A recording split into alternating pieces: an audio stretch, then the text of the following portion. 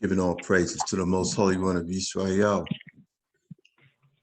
our great leadership, in whatever form they may be in,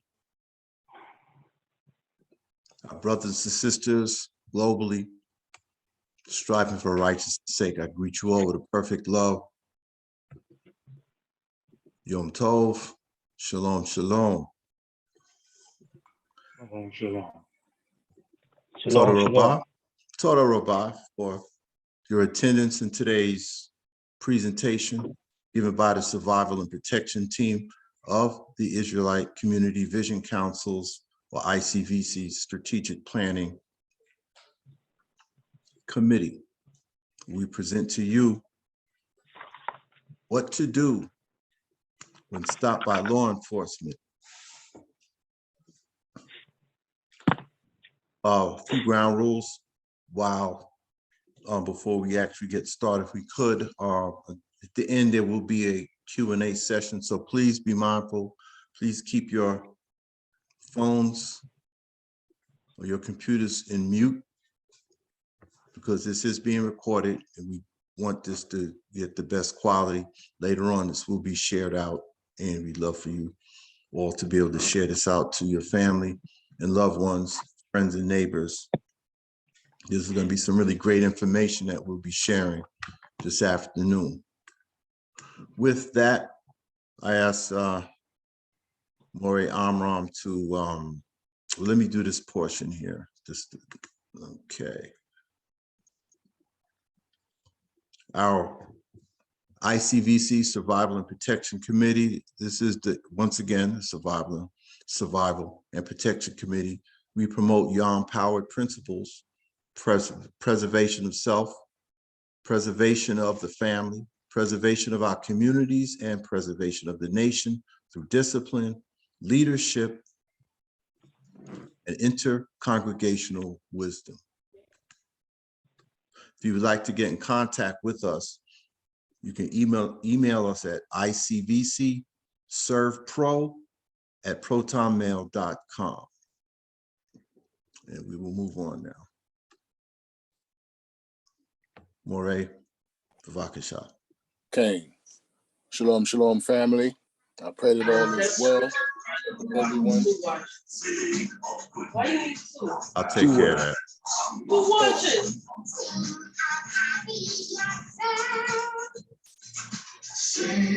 It's Soldier and LeBron.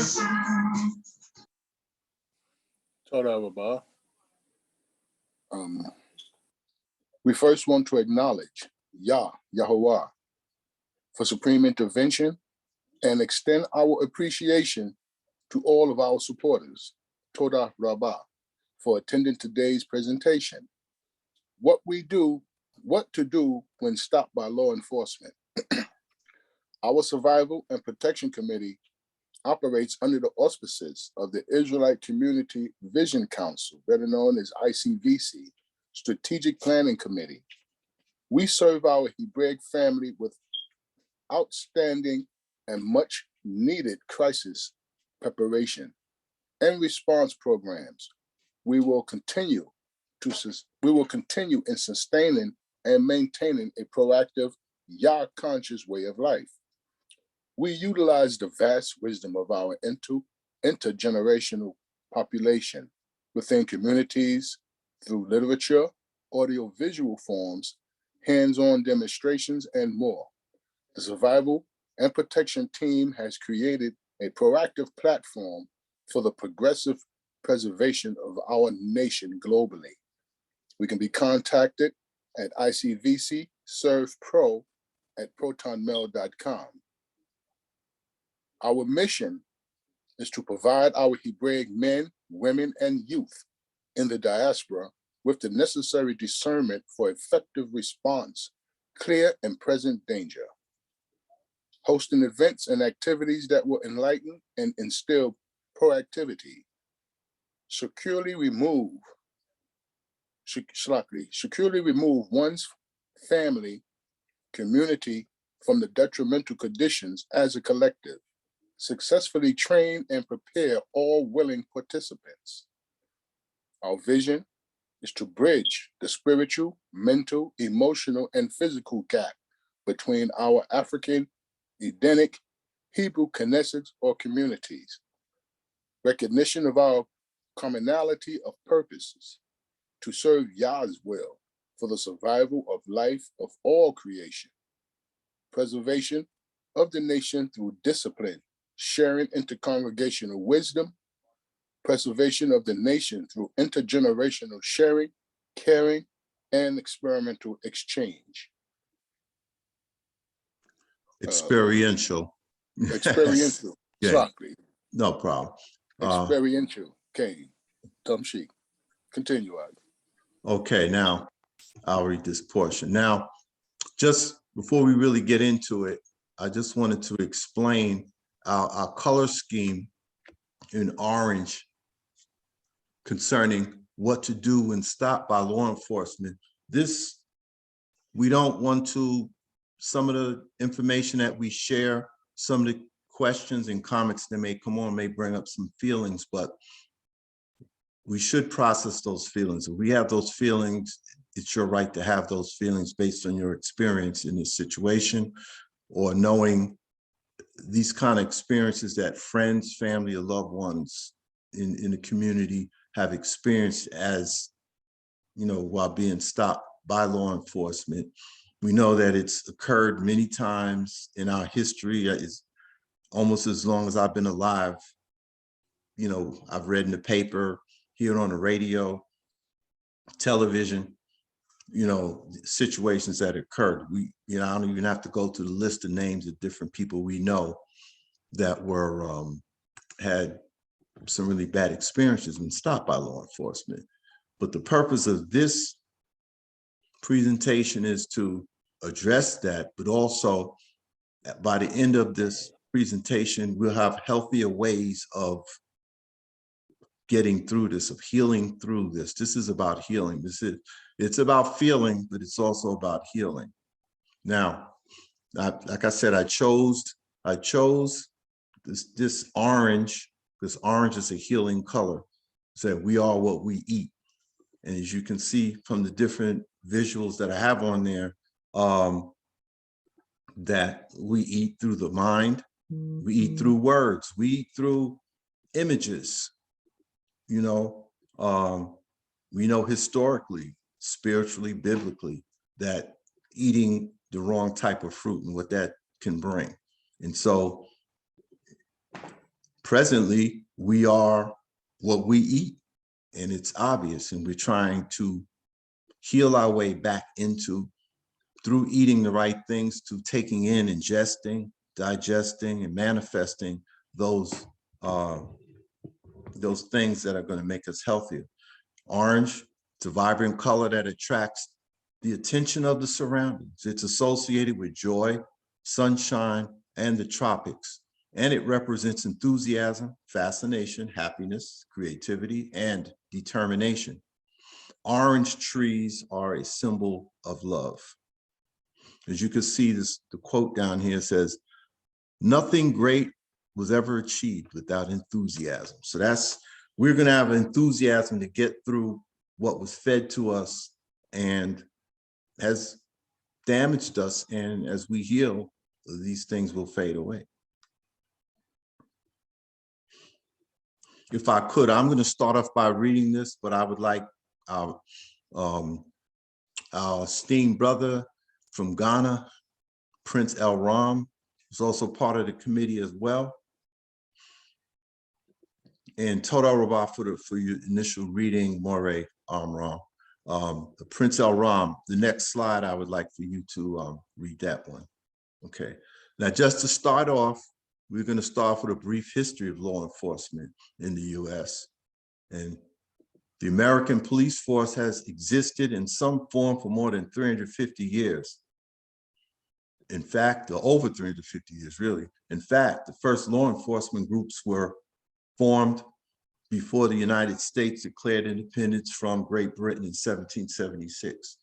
Over the years, the police force has transitioned from volunteer watch groups to tech-savvy, highly trained officers of the law.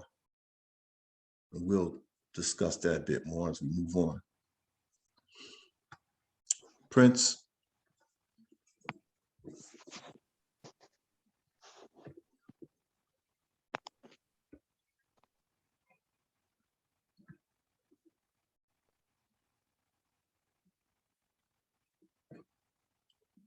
You're gonna have to remove yourself, unmute yourself.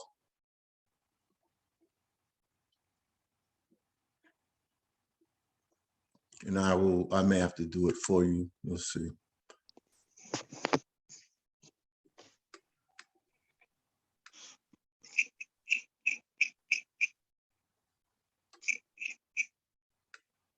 I'm gonna unmute you because I definitely want to hear those crickets there in the motherland the last time we met. For some reason it's not you're not unmuting. Okay, so I will continue. And maybe I'll get Maury Amram to assist. All right, this is the history of law enforcement, the watch groups in colonial times. In the beginning, the colonial police forces were not part of a government agency. Instead, they were made up of volunteers and other citizens known as watch groups. Police forces were privately funded and often employed individuals on a part-time basis. Watch groups were formed in the major colonial cities. Boston started its first in 1631, followed by New York City, 1658, and in Philadelphia in 1700. It is significant that the colonies had police forces in place decades before they achieved independence. In the North, which is basically those areas where those initial police forces were begun, as more immigrants moved into the cities in the mid-1800s, citizens looked for a more formal way to keep order. Immigrants from Germany and Ireland began settling in cities like Boston and New York between 1820 and 1860. This new group of immigrants clashed with original settlers from England and the Netherlands. As the original settlers argued that the new immigrants were ruining American society, crime began to rise. The cities saw mobs, public lewdness, disorderly conduct, and prostitution.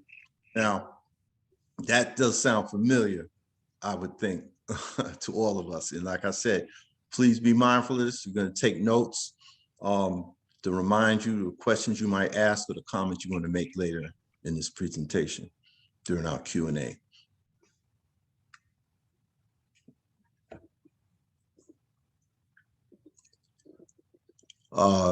Prince Elram, are you there? I know, I guess we're getting those challenges, but we'll get you forward. You know, as we move forward, you can, you know, chime in during the Q&A if there's an issue. All right, now the history of the police in the South differs from other parts of the country because of the prominence of slavery. And here we go. First form of policing in the South was known as slave patrol, which began in the colonies of Carolina in 1704. The patrol was usually made up of 3 to 6 men riding horseback and carrying whips, ropes, and even guns. Group's main duties included chasing and hunting escaped slaves, releasing terror on slave communities to prevent riots and to keep plantation owners in check. According to Ben Fountain's book, Beautiful Country, Burn Again, the slave patrols lasted until the Civil War and eventually gave way to the Ku Klux Klan.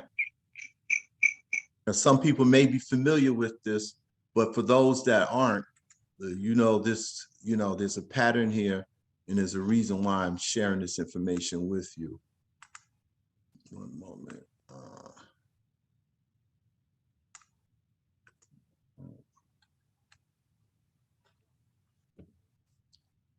What makes a successful police officer?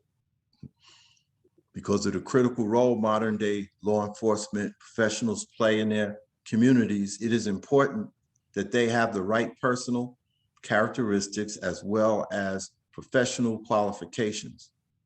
The following qualifications The following qualities make for an effective modern police officer: strong decision-making skills and a calm, adaptable demeanor. A calling to help individuals and improve communities. Compassion for all people. The ability to listen, pay close attention to detail, and assess situations properly. Almost all of the police forces were structured similarly, and their main duty was to prevent crime and keep order, or like they say today, to protect and serve.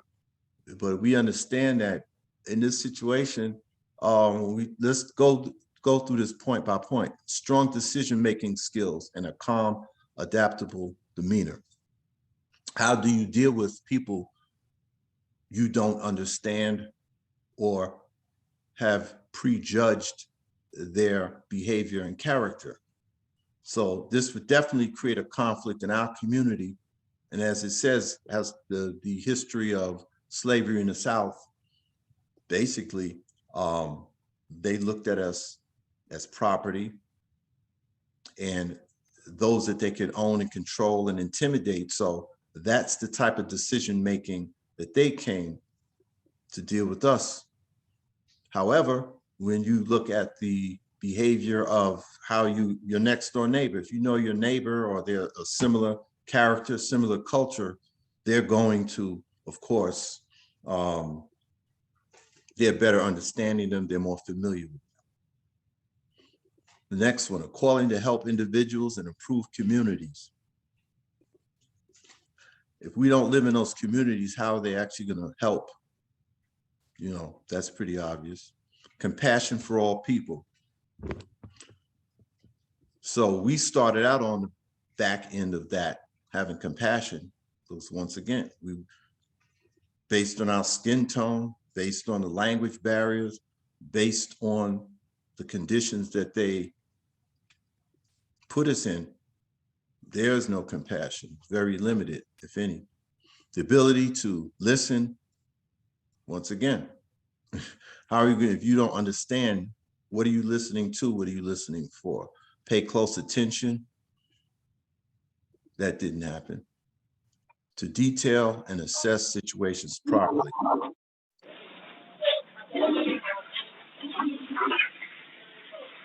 Okay, can somebody please mute their phone? All right, give me a moment. I'm gonna have to mute everybody. And then we'll start from there. Okay. Okay. Can I still be heard? Just put a 1 in the chat box if you can hear me.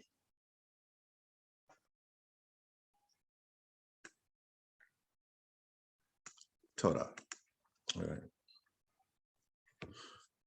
All right. As a result of that relationship of centuries of not really knowing the differences in cultures, the differences in roles, the differences in our status.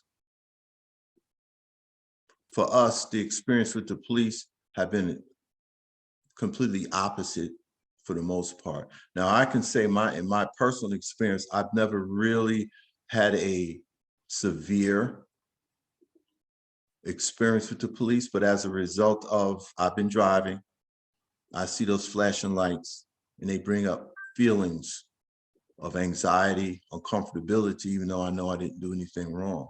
Fear, you know. But what we're gonna, that brief history was just to refresh some of our memories or familiarize us with, or bring up points that you can share when we open this up for Q&A and comments.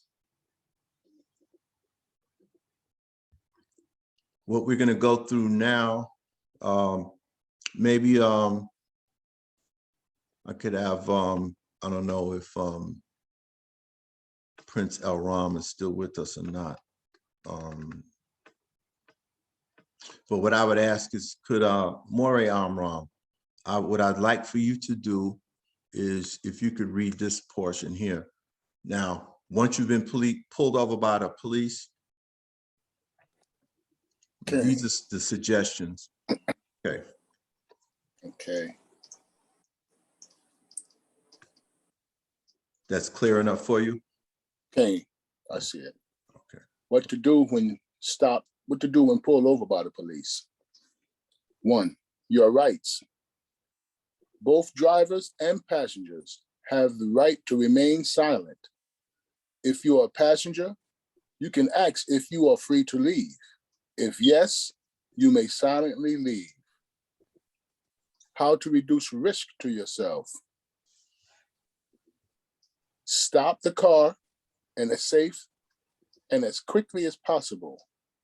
Turn off the car, turn on internal lights, open the window part way, and place your hands on the steering wheel. If you're in the passenger seat, put your hands on the dashboard. Upon request, show police your driver's license, registration, and proof of insurance. Avoid making sudden moves and keep your hands where the officer can see them. What to do if you are arrested or detained. Say you wish to remain silent and ask for a lawyer immediately. Don't give any explanations or excuses. Don't say anything, sign anything, or make any decisions without a lawyer. If you have been arrested by the police, you have the right to make a local phone call. The police cannot listen if you call a lawyer. They can, they can and will often listen to a call made to anyone else. If you believe your rights were violated, write down everything you remember, including the officer's badge or badges and patrol car numbers, which agency the officers were from, and any other details. Get contact information for witnesses. If you are injured, seek medical attention immediately and take photographs of your injuries. File a written complaint with the agency's Internal Affairs Division or Civilian Complaint Board. In most cases, you can file a complaint anonymously if you wish. Continue out. Okay. And I'll go to the next page. All right. What I wanted to share also with this is that, and like I said, there's some additional suggestions and we're open to those suggestions, once we come to the end. But I just wanted to say that one of those that I just realized it's not on there is that with situations, sometimes we can follow all of those instructions to the T.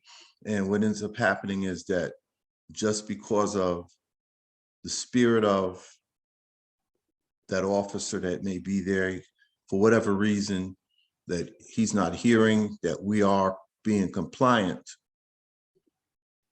that you can also ask for the, I guess their sergeant,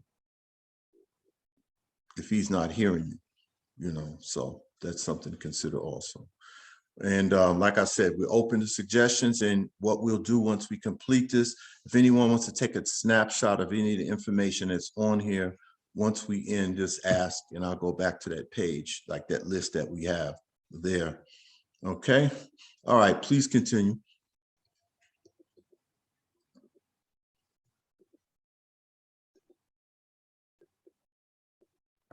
What you can do if you think you're witnessing police abuse or brutality. Stand at a safe distance, and if possible, use your phone to record video of what is happening.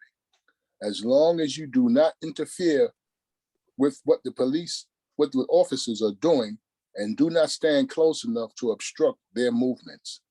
You have the right to observe and record events that are plainly visible in public spaces.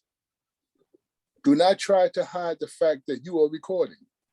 Police officers do not have a reasonable expectation of privacy when performing their jobs, but the people they are interacting with may have privacy rights and would require you to notify them of the recording. In many states, you must affirmatively make people aware that you are recording them. Police officers may not confiscate or demand to view your photographs or video without a warrant, and they may not detect your photographs, Slockley Kane. They may not delete your photographs or video under any circumstances. If no officer orders you to stop recording or orders you to hand over your phone, you should politely but firmly tell the officers that you do not consent to doing so, and remind the officer that taking photographs or video is your right under the First Amendment. Be aware that some officers may arrest you for refusing to comply, even though their orders are illegal. The arrest would be unlawful, but you would need to weigh the personal risk of arrest, including the risk that officer may search you upon arrest, against the value of continuing to record whether or not you are able to record anything. Make sure to write down everything that you remember, including officer's badge number, the patrol car numbers, which agency the officer were from, and how many officers were present, and what their names were.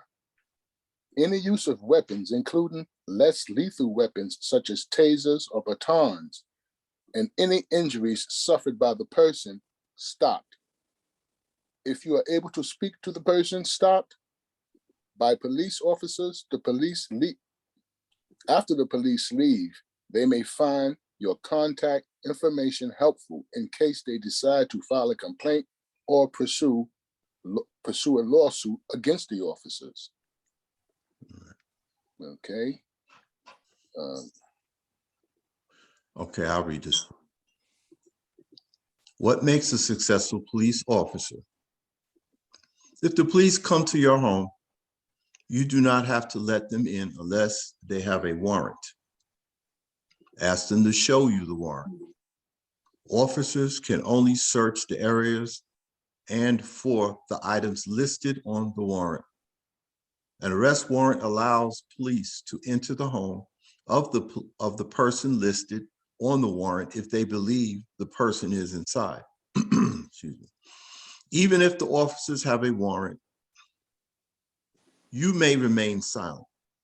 If you choose to speak, step outside and close the door.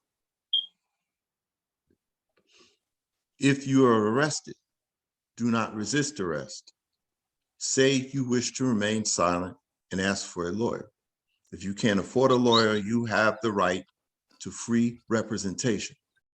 Don't say anything, sign anything, or make any decisions without a lawyer. You have the right to make a local call. The police cannot listen if you call a lawyer.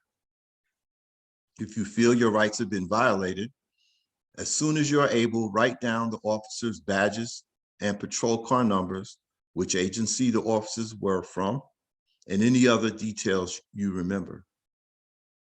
Get contact information for witnesses.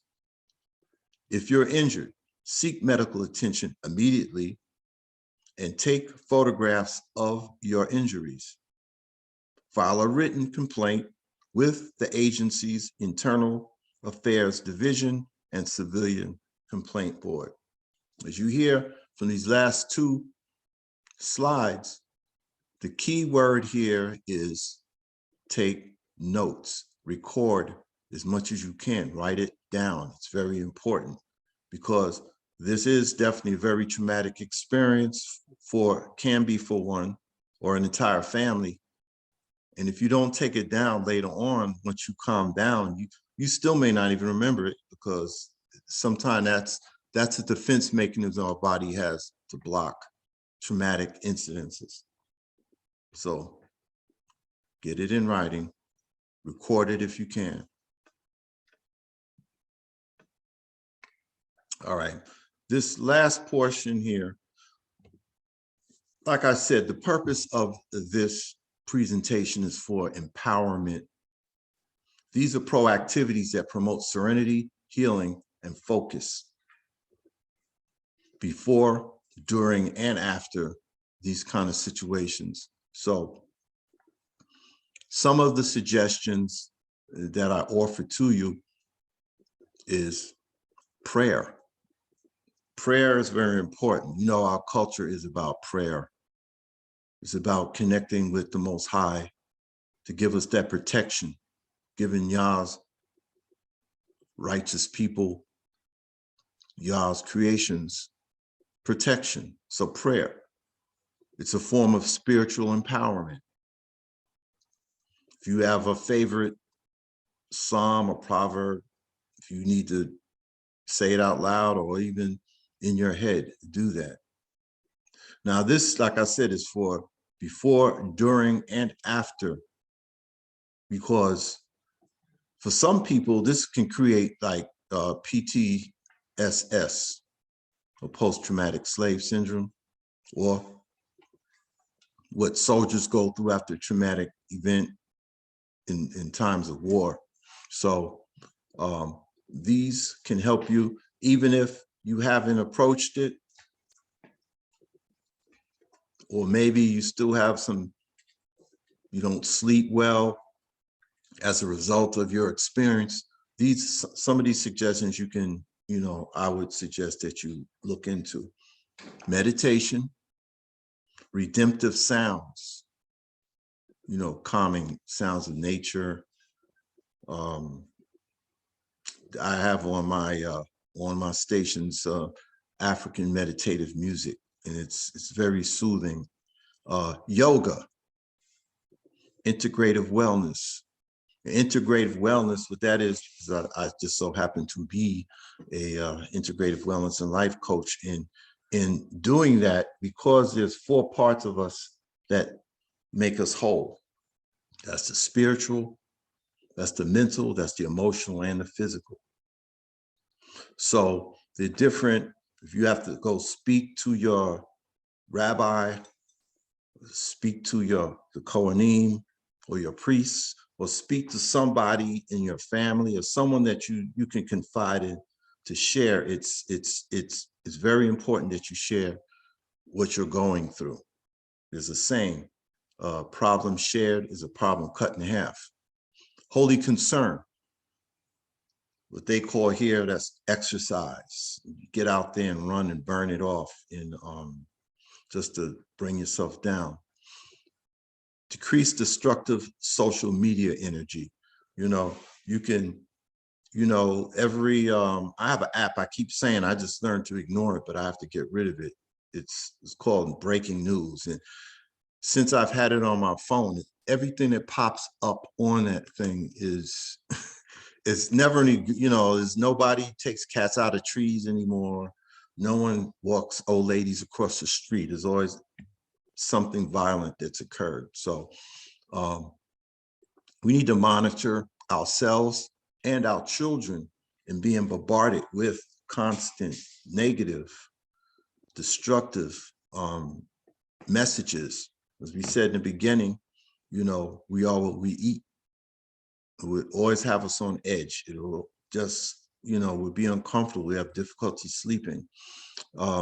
Remove external sources to resolve internal issues.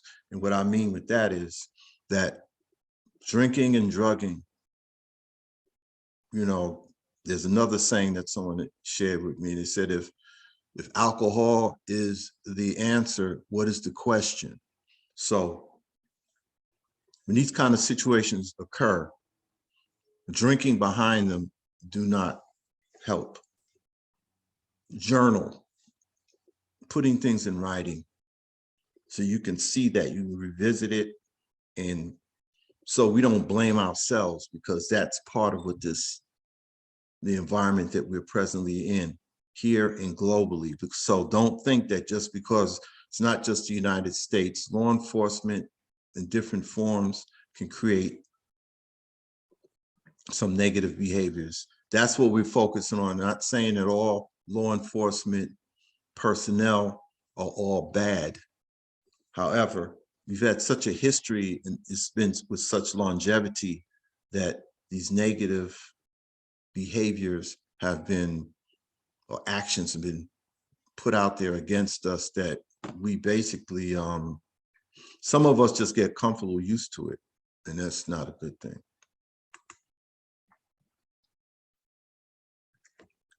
Now, we have come to the end of the presentation, because we wanted to leave enough space for us to be able to have some interaction, some feedback. Now, I say Total Rabah for attending and your participation. If you look at the link down there, and what I'm going to do is put it in the chat box, and I can possibly get the hyperlink, the blue link, so that you can, it'll take you directly to the site. We have a 2-minute survey. Once again, we do these surveys just to help us improve our performance for future presentations. Now, some of the additional resources that we have at the bottom, this is basically just where the resources that we use today came from. Okay, if you need more information, you contact your local ACLU affiliate, and the link is there. If you like I said, take a picture. It's better to have it and not need it than need it, not have it. So even if you don't expect for something to happen, you know, Yah's in your life, but Yah also does not reward fools. So Creator teaches us to be prepared. That's how we, we get to walk the earth a little bit longer, paying attention to the instructions and understanding what's there. Thank you once again for participating. And at this time, I would say to everyone, you can unmute yourself. If you are in a quiet environment, I don't see why it's going to be a problem for you to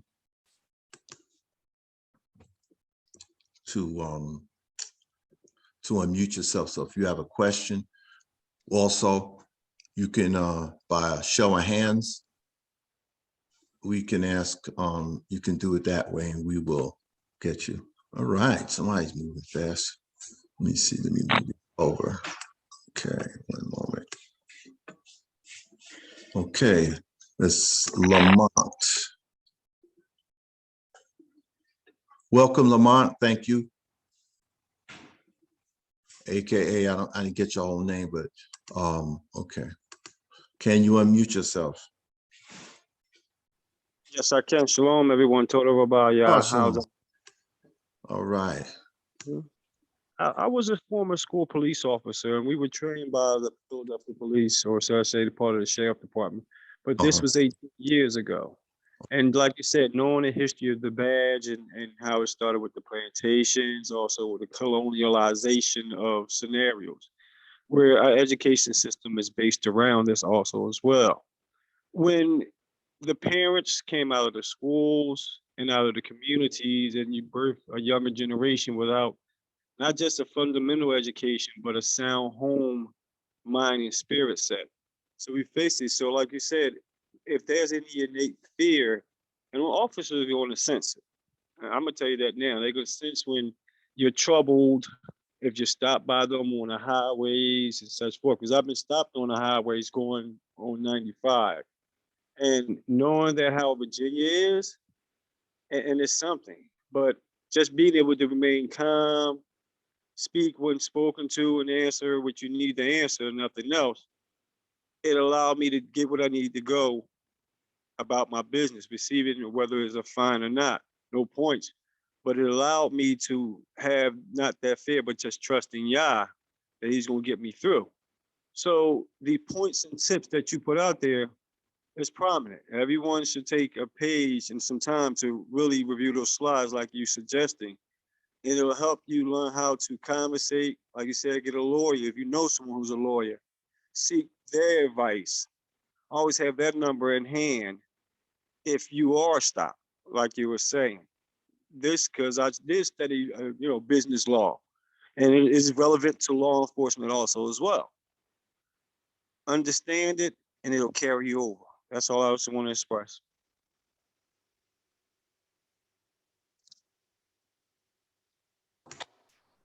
I appreciate that feedback, and I put it out there because, like I said, I don't profess to be the expert at all at this and what to do when being stopped by law enforcement. But we have the information is out there for each and every one of us, and as our members of our survival and protection, this is to empower each and every one of us.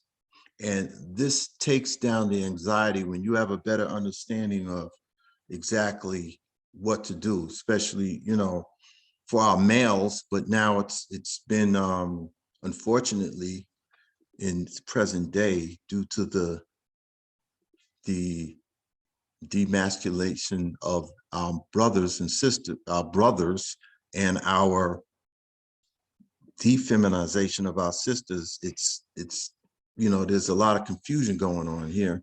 And so our brothers, our protectors, our soldiers are not as prevalent as they've been in past times, and sisters step forward now. And that's not, our sisters are soldiers as well, but when it comes to the point where our women are speaking out more so than the brothers are, then that makes them targets. And just by observation, you can see that our our adversaries and the various horns that they come in will lose respect for the brothers and just go right after the sisters. And so this information is very necessary. Any other anyone else, please? Hello. Can you please post the link in the chat? Yes. To the survey and to Yes, the website? absolutely. Absolutely. So that. Okay. Thank you for your presentation. Thank you. Who is that? Because I have, let me take this down. What's going to happen anyway, for those that don't know, this will be shared out on YouTube. So for those that are interested in the link, please contact us at ICVC Serve Pro at protonmail.com, and we will make sure that you get a copy of it. Because for the moment, I'm going to unshare. I can bring it back up if necessary, so that I can also share that. So I can share the link. Our sister. I have a question, my lord, when you have Yeah. a question, when you have a moment. Oh, okay, please. And then after you, then Queen Adira, and then Okay. Geweret Esther. Okay. Tura. So real quick, in terms of a lawyer, I'm thinking in terms of most people don't have a lawyer readily available. I don't know if we have any in our community that we could go to, or what recommendation would be made in that with regards to obtaining a lawyer in these kind of situations. Okay, can I be heard? Let me see. Oh, okay, yeah, I just want to make sure I wasn't muted.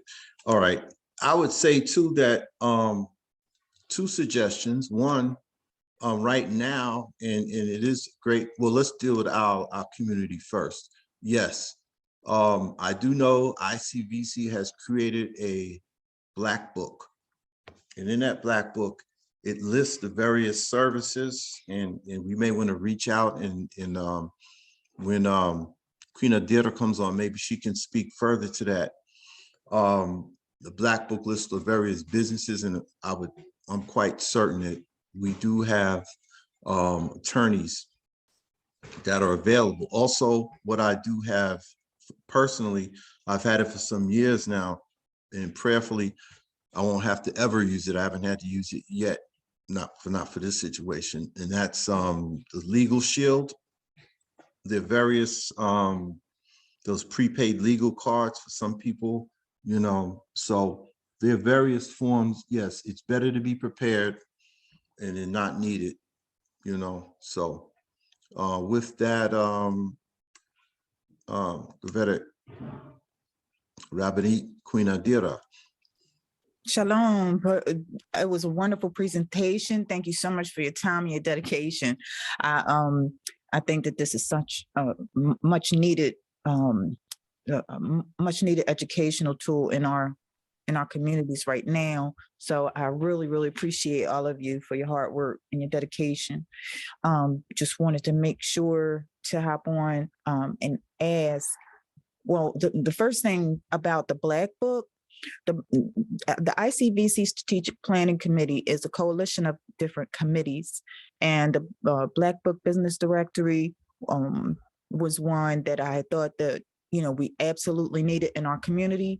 It has not been staffed properly, and we do need people who are dedicated to seeing that through. To make sure that we have all of our businesses in one repository where we can call on our brothers and sisters that have these particular strengths and expertise and certifications and qualifications, so that we can keep the money in our community, you know, and utilize our own brothers and sisters instead of having to go outside of the community. So we do need someone on that committee to staff that committee. We try to get 5 people per committee. So if you're interested in coming on board and, you know, participating in any one of these committees, please do get in touch with us. Absolutely. You can contact us on the Facebook page, the ICVC Strategic Planning Facebook page. It's ICVC Strategic Planning Committee on the Facebook page, or you can just go to ICVC and then get in touch with us from there. So the question I wanted to ask you brothers is this. We have witnessed on multiple occasions police brutality to the point where they don't care about if you're recording. They don't care about if there's anybody screaming and hollering, stop, you know, stop the abuse. We've witnessed that on multiple occasions. So my question is, what do you suggest that we do if you're in a situation where you are stopped by police and they're obviously aggressive? Could you give us a descriptive example of what does a person do to protect themselves from harm? You know, is there something that you have to say? Is there something that you have to do? What would you suggest?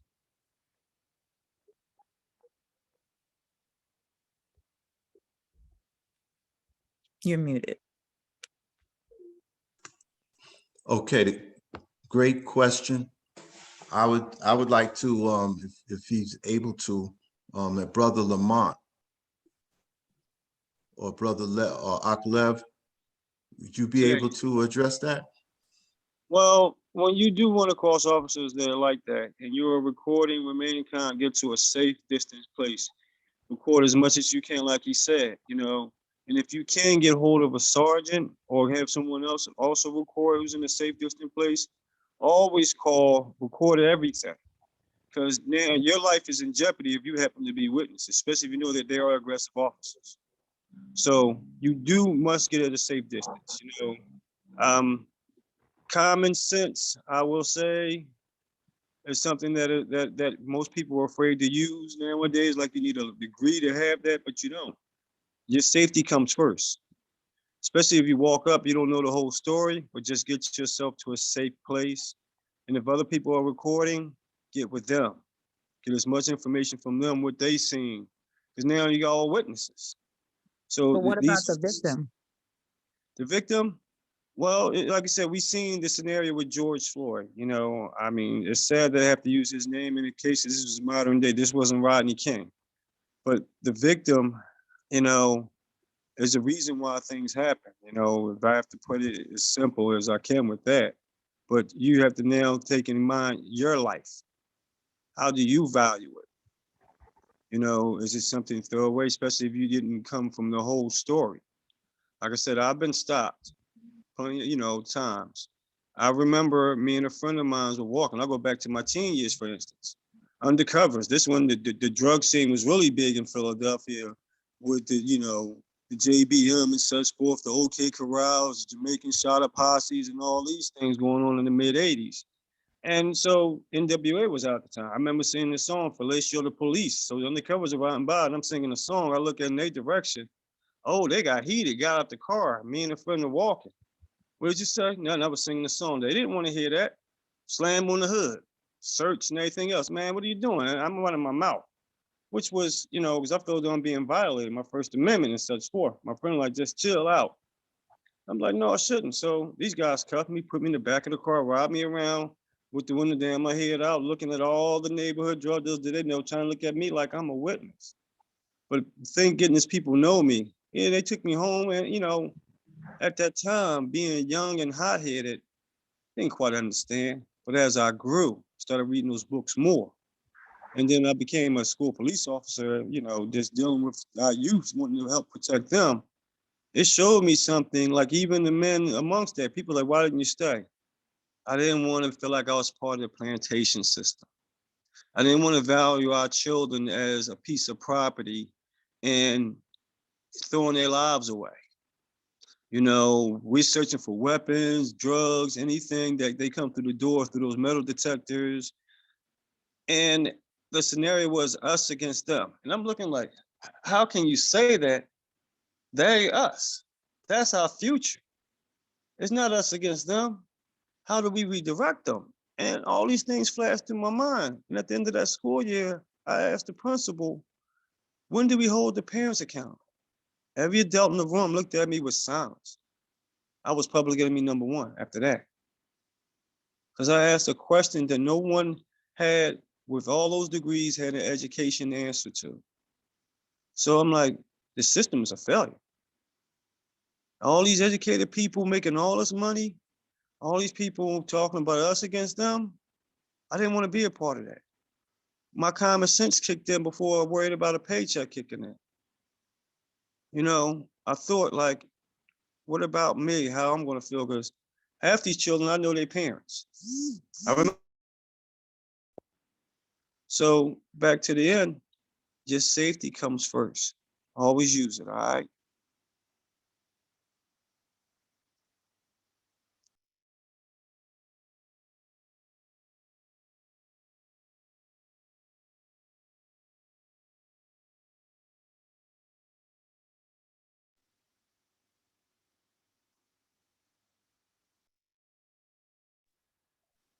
Any further questions?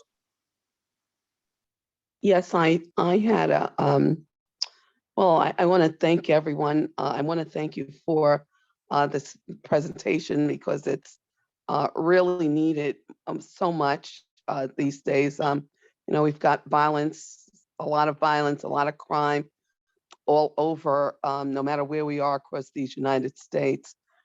And I would urge, I want to say, I would urge for us as individuals to go into your local precincts. You know, start saying, oh, look, he's the sergeant. Just ask, who's the sergeant in your area? Because a lot of times that's where your stop is going to be. But trust me, I have been out of the area and stopped, rolling down my window 3 inches, and, you know, two cops approaching me in North Carolina. And I'm like, it's just nearing dark. And they were asking me, who do you think we are? I'm like, I don't know. What's the problem?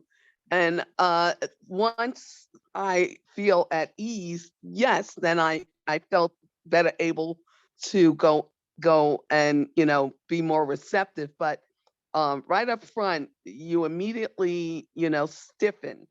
So what I have done is I go into my local precinct. I'm in South Carolina now, so that you can get to know who the heads are.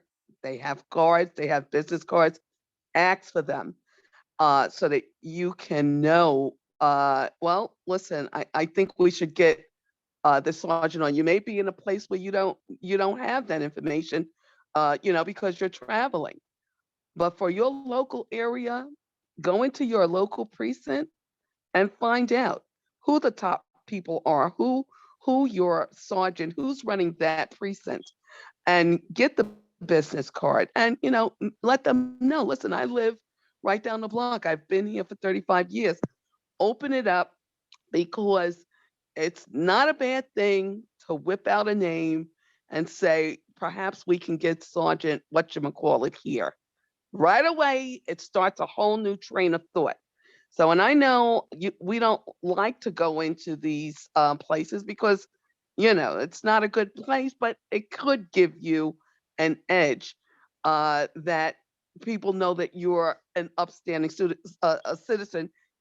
And one of the things that I always notice for me, and I don't know what it is, but you know, somehow you get stopped. The one time I got stopped because I didn't have my lights on. It was a rental car.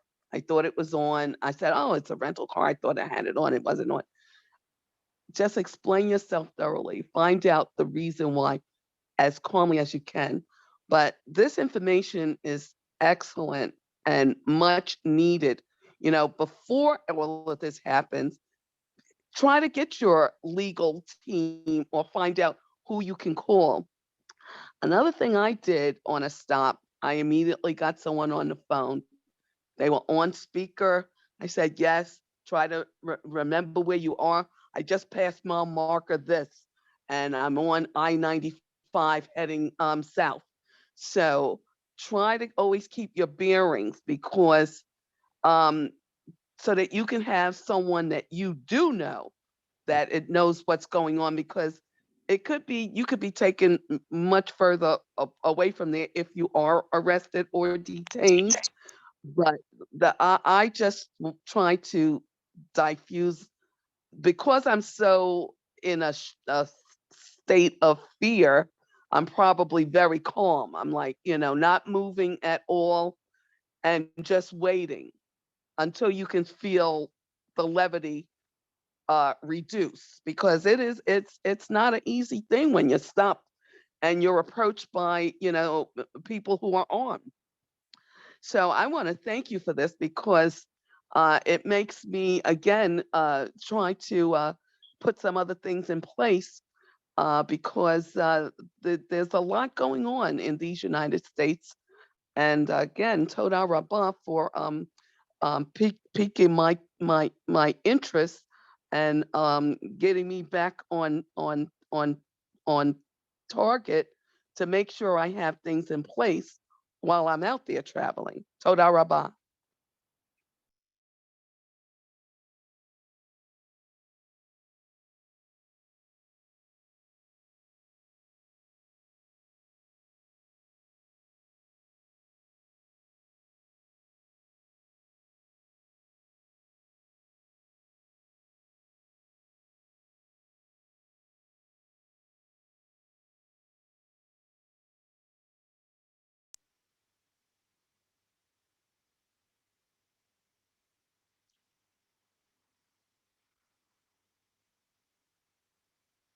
Silika, I also will say this about the internet being the great tool.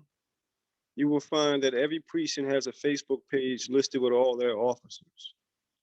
And either Great. that or the other areas of the internet, even if you're traveling through any township, before you go, if you want to know these things, get this information.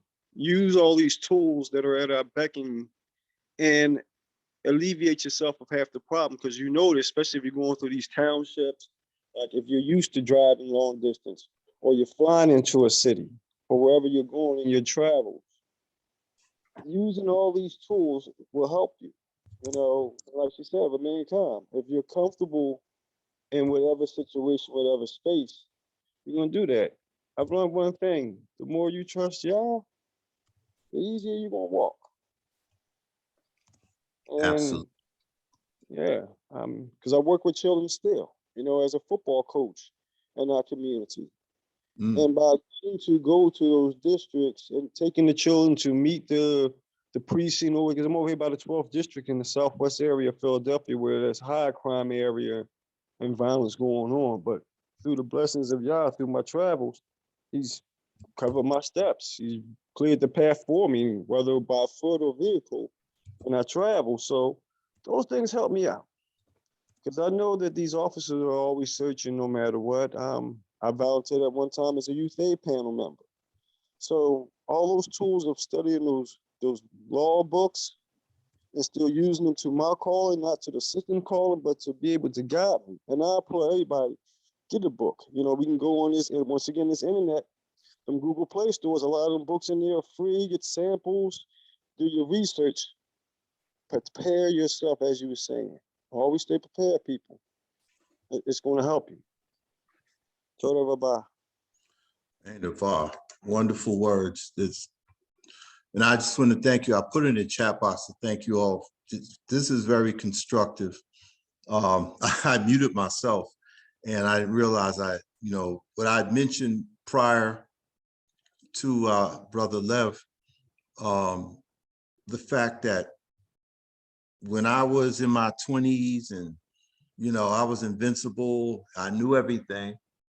And so to attend something like this, I can understand, now why those that really need to really hear this are not on it. So it's our responsibility. Like I said, once the link is put together, the YouTube, the presentation is put on there. This is something that maybe we need to get our family and friends, even if you want to use this as a with families together or a group of youth, our young men, as well as our young women, to listen to this, just to put this into their hearing to protect them. They may not take all the notes, but they need to hear this. We've been all taught that the strongest and most important organ on our body is our ear. We're told the Shema, and there's so much information out here, good information and bad, that treat the knowledge, to treat the knowledge of good and evil, that we are those representatives that are supposed to share this with our families. We can't keep it to ourselves. We can't hide this information. So I admonish you all to, once this link does come out, grab your young ones and have them listen to it. I do this with my bot and my grandchildren, just to give them that information. It's planting seeds of protection, seeds that will cut back anxiety, and because we're labeled in. I also wanted to mention, I don't know if anyone, 1978, there was I believe he was 13 years old. His name was Willie Bosket. He and a friend, like within a 9-day period, murdered 3 people. He is the reason why in New York City they created that law. They call it the Willie Bosket law, where you can be tried as an adult if you're a minor. There's a book out. It's called All God's Children by Fox Butterfly. If you put All God's Children, and then maybe I'll share the screen. I'm gonna share it in a moment. But this book, I read this a while ago, and knowing this was coming up, I refreshed myself with it, with the information. But the journalist Fox Butterfly, he used to be I believe, a New York Times, a daily news journalist. And he had the opportunity to sit down with this young son who performed these really violent acts. Even when he was in Rikers, he attacked one of the guards. And his words were, and this is the reason why they push so hard after, as a result of him being a minor, he only was going to get 5 years. He was 16 at the time, yes. So when he was 21, he would be released. And this angered people because of this heinous behavior. But when he attacked, while he was in Rikers, and he attacked the one of the COs, correction officers, his response was, the only thing he was sorry for was the fact that that he didn't finish the job properly, you know, meaning he didn't kill the guy. So this intrigued they labeled him the monster. And this Fox Butterfly, he wanted to interview this young man, and the young man had said to him, the only way I will allow you to interview me is if you trace my lineage and find out why I'm a monster, because I know he's a highly intelligent young man, and he did not understand why. He knew something was wrong. And so he said for him, what he wanted him to do, for him to do this interview, he wanted him to do his family tree. Come to find out, he was born in a place in South Carolina called Edgefield, South Carolina, what they call Bloody Edgefield. They had a history. Come to find out that all of the patriarchs, or the patriarchal figures from during slavery up to the present, to the 70s, they all died violently. Highly intelligent, wouldn't back down, or what they would call hellraisers. The history of Edgefield, South Carolina is that in the early times, in the 1700s, you had a lot of people that came from Scotland, their clans that came from Scotland and other parts of Europe. And in that particular area, they were highly violent people. So this violence was basically throughout history, and then come with slavery. They were violent amongst themselves, much less when slavery came into play. It got a lot worse. And so that's why the men died that way. They're angry, frustrated, full of anxiety. They weren't going to take any mess. And this is a whole history of violence that has been inbred. So just think about, it goes back that far, and it still continues now. And that is the reason why I shared ways to possibly would help us diffuse a lot of that through healthier methods of dealing with the situation. Now, myself personally, I am looking towards ultimately leaving this environment, moving out of Babylon, so to speak. However, the reality is I'm still here. And so we are still here. Those that may have those plans, plan those plans, but while we're here, we have to know the environment that we're in and how to protect ourselves and our loved ones. And when we go other places, we need to know the environment in order to protect ourselves and our loved ones. So I just wanted to share that with you all. And because it's really important, they call it labeling, the labeling theory, because throughout this young man, Willie Bosket, well, he's not a young man now, and I think he still continued, he kept getting labeled and called monster. You never can amount to anything. You look like your father. You act like your father. You're going to be just like your father. And so it's been embedded in us as well. So we kind of have been trained to be self-destructive or create a destructive situation of that energy. Just like prayer helps to diffuse that. Speaking with family members, someone that you're comfortable with, helps that situation. Going out and getting counseling helps that situation. Being prepared for situations that come into our midst, these things help. We all are each other's, you say, well, our brothers and our sisters keeper. This is what this is about. So I just felt I needed to share that because it's very important, and it's important to share with our young men and our young sisters, so that when they get at this, when they're at this, prayerfully, they'll start sooner than we did, planting those seeds. So are there any other comments, any other questions?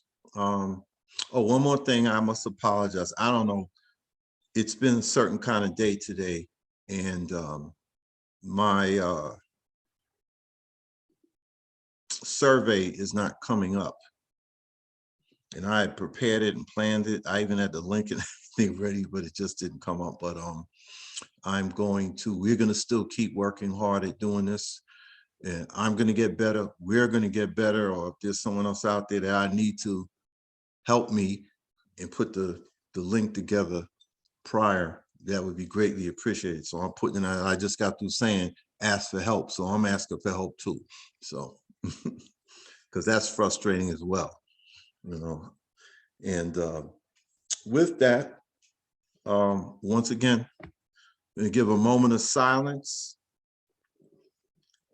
Give anyone that, you can either raise your hand or just unmute yourself to speak up. Otherwise, we are going to close out.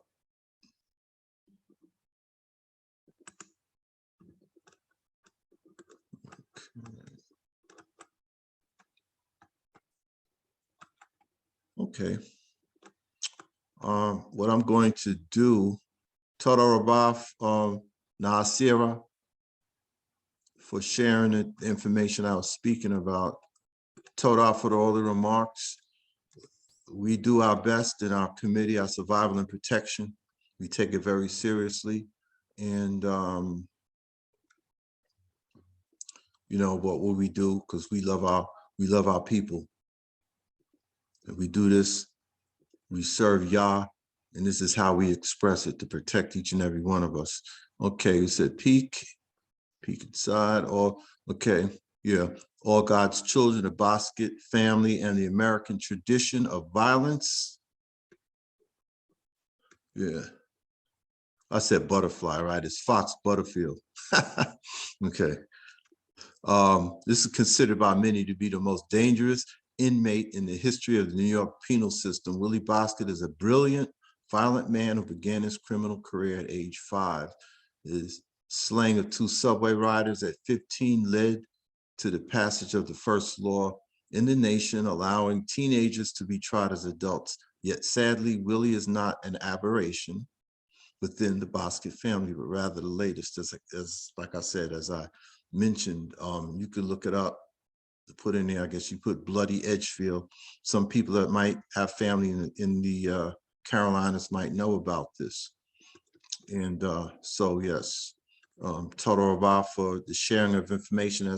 That's how we work. That's how we work. Where they said the dream works when it's teamwork. So That's not a problem. I'm a little research geek. okay, hallelujah. Well, hey, we can use you. You need to send the information. We have plenty of other committees on the ICVC or Israelite Community Vision Council that could utilize that, because knowledge is power. And that's what we share here. That's how we help each other. That's how the community works, a healthy community anyway. And I'll say another thing earlier, if I can get the link, I will share it out as well on our ICVC strategic planning site and our ICVC site. But our sisters in Demona today, they did they had a presentation they put on, 3 sisters that discussed to empowering the spiritual immune system through holistic lifestyles. In some of this, and this is something else that is also utilized that they do perform, and I know they can do it right there, or they can even do it online, but one of them is sound therapy and movement therapy. This we utilize a lot in the kingdom, is life is movement. So it's healthy, exercise, dance, listen to soothing sounds, empowering sounds, and just dance. And I love to dance. So, and it's healthy. And when I'm in a certain kind of mindset, I use music as a healing method. So it's something that you all could all benefit from as well. So Total Bob, please, any comments, any suggestions that you have for us to make us do a better job? If you want to be part of our committee, and we have other committees, and I can discuss that with you too. This is time well spent, and I want to give you all the rest of your evening. But email our Survival and Protection Committee at icvcservpro@protonmail.com. And we'll be looking for responses, and maybe we'll do a little informal. If you have any suggestions of what we could do to be better, were we too long, were the questions answered properly, whatever you have, please put it in the box for us. All right, email us, please.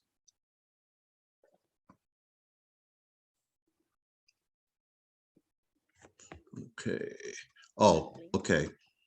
Give a few seconds. I'm going to put one more time. I will put in the our email address. Okay. The address you just gave verbally, if you would be so kind as to type that into the chat. Yeah, that's what I'm doing now. Thank you. Appreciate it very much. Not a problem.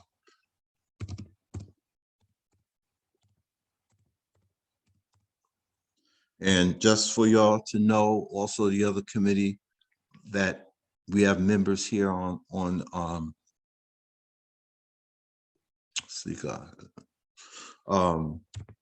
we have our repatriation and repatriation exit strategy team. Next week, we will be at the same time at 2:30. We will be giving a presentation or having a speaker on to discuss Hebraic living abroad, and the target country that we'll be featuring is Guyana.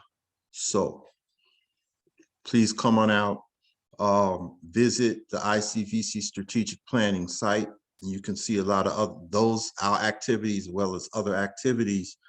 And we'll be sharing out the link for that particular one. You have to register first, and prayerfully I won't get double Zoom rooms this time, but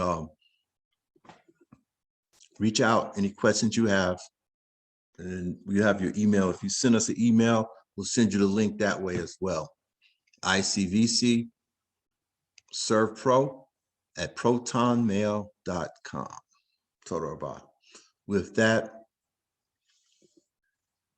my big brother, Rabbi Benjamin, you please close us out. Kane, Anipo, All right. can I be heard? Hallelujah. Kane, yes, I can hear you. Okay, once again, fam, humble our spirits. Av Harachaman, Father of compassion. Once again, we humble ourselves and thank you for your love, for your kindness and mercy, to allow us to gather yet again together as a family as we seek to serve you, O Yah, strategically We bless all the presenters. You've given the information for our existence, for our protection. We thank you, Lord God, for keeping us in your hands, protected from all hurts, harms, and dangers, seen and unseen, as we walk through these lands that we hear. With you, we have no fear, for you are our rock and our redeemer at all things. We pray for our family, near and far, and all the homes that are represented. You keep us, Lord God, in your care. We thank you for all things and everything, now and forevermore. Hallelujah, hallelujah, hallelujah. Lala Tov, Shavua Tov. Shavua Tov. Shavua Tov, Lala Tov. Bye. Have a Yah blessed day. Shalom. Laila And Tov. Chag Sameach, Lila Tov.